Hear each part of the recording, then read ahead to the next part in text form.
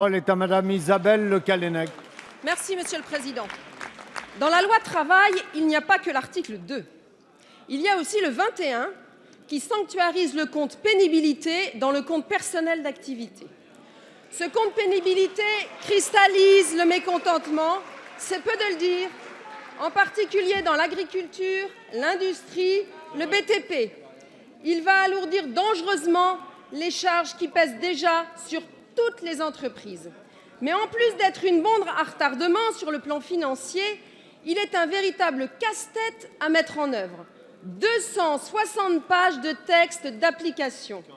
Au 1er juillet, soit dans 2 jours, chaque entreprise va devoir s'équiper, écoutez bien, d'un chronomètre pour mesurer le temps écoulé entre les différents gestes répétitifs, d'un rapporteur pour mesurer la position des membres supérieurs, d'une balance pour évaluer les charges soulevées, poussées ou tractées, d'un logiciel pour faire évaluer les risques chimiques par des laboratoires indépendants et cofraqués.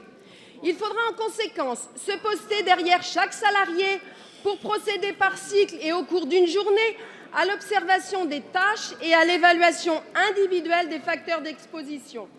Recourir à un laboratoire indépendant pour mesurer les vibrations au poste de travail. Dégager du temps pour recenser les évaluations et calculer les cotisations pour les organismes sociaux à la place des organismes sociaux. Sans compter que ce dispositif risque de générer d'inévitables contentieux, peu propices à l'amélioration du dialogue social dans les entreprises. Alors, en revanche, l'amélioration des conditions de travail est un objectif partagé.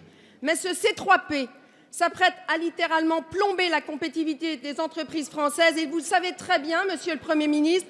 Avez-vous enfin y renoncé? Et à défaut, il faudra cesser de dire que vous aimez les entreprises. La parole est à Madame Myriam El Khomri, ministre du Travail, de l'Emploi, de la formation professionnelle et du dialogue social. Merci, Monsieur le Président.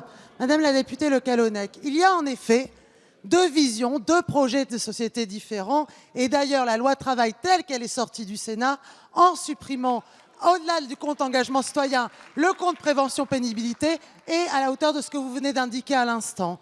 La pénibilité, c'est quoi? C'est une espérance de vie qui est beaucoup moins longue pour une certaine partie des salariés. C'est ça la réalité de la pénibilité. Vous en parlez tout le temps. Nous avons mis dans le cadre de la réforme... S'il vous plaît. Nous avons mis dans le cadre de la réforme des retraites 4 facteurs de pénibilité ont été mis en œuvre. 26 000 entreprises, 500 000 personnes ont pu bénéficier de points de pénibilité. Ils servent à quoi ces points? Justement à plus de justice sociale, c'est-à-dire que les personnes qui ont été dans les travaux pénibles puissent partir plus tôt à la retraite ou alors accéder à un premier niveau de qualification et changer de métier. C'est pas ça non plus le modèle social. Deuxième chose, il y a 6 facteurs. Quelles étaient la demande des organisations patronales? C'est justement que c'était trop compliqué, qu'il faut alléger les charges pour les entreprises. Qu'est-ce que nous avons fait?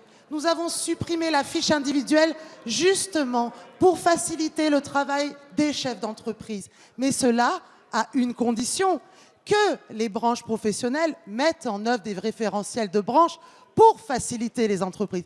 Et qu'est-ce que nous constatons? Et d'ailleurs, le ministère de la Santé et le ministère du Travail ont toujours dit qu'ils étaient à la totale disposition de chacune des branches professionnelles. Certaines l'ont fait.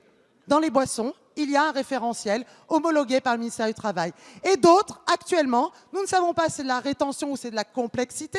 Et nous sommes prêts justement à aider les entreprises parce que nous savons bien que s'il n'y a pas de référentiel de branche, cela sera beaucoup plus compliqué, bien sûr, aujourd'hui pour les chefs d'entreprise qui devront le mettre en œuvre. Enfin, permettez-moi de vous dire que moi, je condamne les propos de Pierre Gattaz. Justement, quand il appelle à ne pas respecter la loi. Ce n'est pas possible dans un état de droit qu'on appelle à ne pas respecter la loi. Merci Madame la ministre.